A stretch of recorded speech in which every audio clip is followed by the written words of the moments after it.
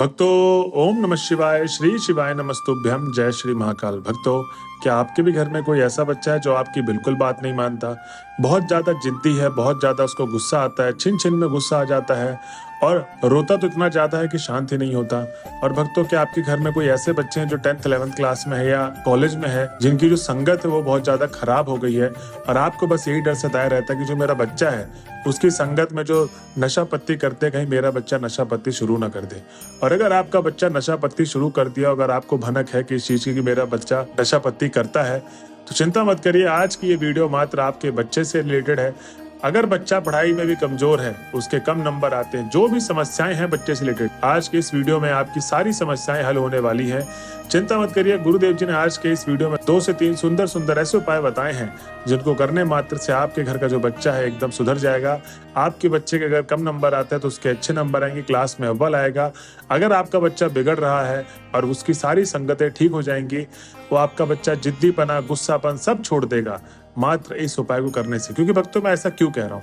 क्योंकि भक्तों, जैसे कि आप सबको पता है कि जो गुरुदेव जी की अभी रिसेंटली कथा हुई थी सीहोर में, उसमें बहुत सारे लोगों ने पत्र के द्वारा अपनी मनोकामना प्राप्ति का भी पत्र लिखा और गुरुदेव जी से पूछा कि हे गुरुदेव, आपने हमें बहुत सारे उपाय बताए, कृपया करके हमें कोई ऐसा उपाय बताइए जो हमारे बच्चे से रिलेटेड हो।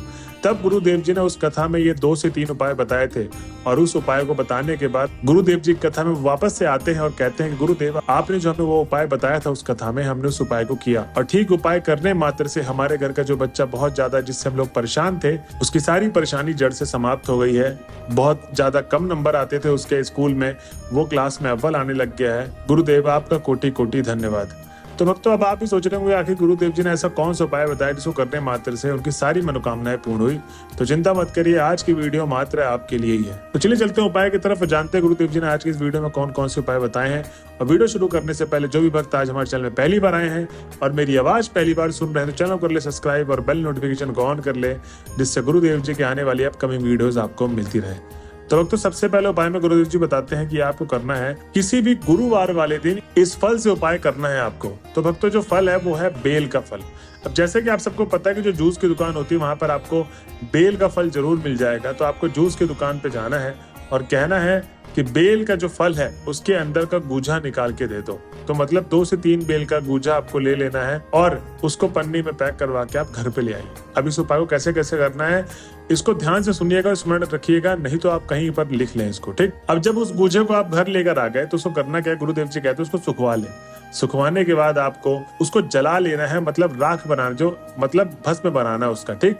तो उसको जला ले सुखाने के बाद, और जो उसका भस्म निकलेगा जलाने के बाद उसको किसी छन्नी से छान ले, तो उसका एकदम प्योर पाउडर फॉर्म में भस्म आ जाएगा आपके पास, ठीक।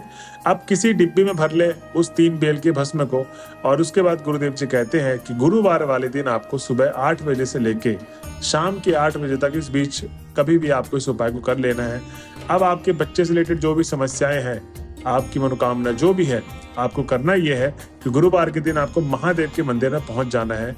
और महादेव के जब मंदिर में आप पहुंचेंगे तो सबसे पहले आपको 7 से 10 मिनट भगवान भोले बाबा की आराधना करनी है। आराधना करने के बाद आपको गुरुदेव जी कहते हैं कि जब आप आराधना कर लेंगे तो आपको करना ये, जो 3 बेल का आप भस्म तैयार किए थे वो भस्म आपको शिवलिंग के सबसे ऊपर वाले भाग में समर्पित कर देनी। मतलब पूरा का पूरा भस्म जो आपने तैयार किया था वो भस्म आपको अर्पित करना है शिवलिंग के सबसे ऊपर वाले भाग में। और उसके बाद आपको क्या करना है, अपने बच्चे का नाम और गोत्र बोलना है और जो भी मनोकामनाएं हैं आपको बोल देनी है। उसके बाद आपको अपने घर की तरफ चले जाना है। भक्तों, गुरुदेव जी कहते हैं कि जो भी भक्त मेरे बताए गए उपाय को इस तरीके से करता है जैसे जैसे मैंने बताया है, मीठे बेल के भस्म वाला उपाय, उसकी मनोकामना अवश्य पूर्ण होगी और आपका बच्चा हमेशा खुश रहेगा और बहुत ज्यादा तरक्की करेगा। तो भक्तों, ये था पहला उपाय जो गुरुदेव जी ने बताया है। अब हम चलते हैं अपने अगले उपाय की तरफ, जिसमें आपको करना है, इसमें आपको चाहिए क्या, 1 लोटा जल। अब जो लोटा होगा वो तांबे का लोटा होना चाहिए और जो जल भरेंगे वो घर से भर के आपको लेके जाना है, ठीक। इस चीज का आपको विशेष ध्यान देना है कि जल आपको मंदिर परिसर से नहीं भरना है, घर से भर के लेके जाना है। उसके बाद आपको चाहिए 5 बेल पत्र। अब जो 5 बेल पत्र आप लेंगे भक्तों, वो कहीं से कटा पिटा खंडित नहीं होना चाहिए, इस चीज का भी आपको विशेष ध्यान देना है। और उसके बाद 1 कमल गट्टा। जी हाँ भक्तों, अगर कमल गट्टा आपके पास नहीं है घर में, तो आप जहाँ पर पूजा सामग्री का सामान मिलता है, मंदिर का सामान मिलता है, वहां पर आप उनसे कमल गट्टा मांग लीजिए, वो आपको दे देंगे, ठीक। तो आपको 1 लोटा जल, 5 बेलपत्र और कमल गट्टा लेके सीधा चले जाना है महादेव के मंदिर में। और इस उपाय को करना कब है? किसी भी सोमवार वाले दिन इस उपाय को करना है, ठीक। अब भक्तों, गुरुदेव जी कहते हैं कि जब आप महादेव के मंदिर में पहुंच जाएंगे तो 7 से 10 मिनट भगवान भोले बाबा की आराधना कर ले। आराधना करने के बाद ही उपाय को शुरू करें। अब भक्तों, बार बार मैंने आपको स्टार्टिंग में पहले वाले उपाय में भी कहा था आराधना कर ले उसके बाद उपाय करें। दूसरे वाले उपाय में भी मैंने कहा कि आप आराधना करें उसके बाद उपाय करें। ये ऐसा मैं क्यों कह रहा हूँ? इसके पीछे कारण ये है कि ज्यादातर भक्त गलती क्या करते हैं कि जाते ही उपाय को शुरू कर देते हैं, और वो बहुत ज्यादा गलत तरीका है। इसीलिए जो आपकी मनोकामना है वो मनोकामना आपकी पूर्ण नहीं होती, क्योंकि आप किस मन से गए हैं, आपके मन में कितने विचार चल रहे हैं, आपका मन शांत है या अशांत है, कुछ भी नहीं पता। आप जाते ही उपाय को शुरू कर देते हैं और जो आप मनोकामना करते हैं वो आपकी मनोकामना पूर्ण नहीं होती। इसलिए भक्तों, मैं आपको ये बताना चाह रहा हूँ, बहुत ज्यादा जरूरी पॉइंट है ये, कि अगर आप उपाय करने जाएं तो 7 से 10 मिनट भगवान भोले बाबा की आराधना जरूर करें, उसके बाद ही उपाय को शुरू करें। क्योंकि गुरुदेव जी कहते हैं कि जब आप 7 से 10 मिनट भगवान भोले बाबा की आराधना करते हैं तो जो आपका दिल, मन, विचार एकदम शांत हो जाता है, और जो भी आप मनोकामना मांगते हैं भगवान भोले बाबा से, वो भगवान भोले बाबा अवश्य सुनते हैं और आपकी मनोकामना अवश्य पूर्ण करते हैं। तो आपको भी ऐसे ही करना है, आपसे कोई भी उपाय आप करने जाए, ठीक। अब जब आपने 7 से 10 मिनट आराधना कर ली तो गुरुदेव जी कहते हैं कि सबसे पहले तो आपको करना क्या है कि 1 लोटा जल समर्पित करना है महादेव के शिवलिंग पे, ठीक।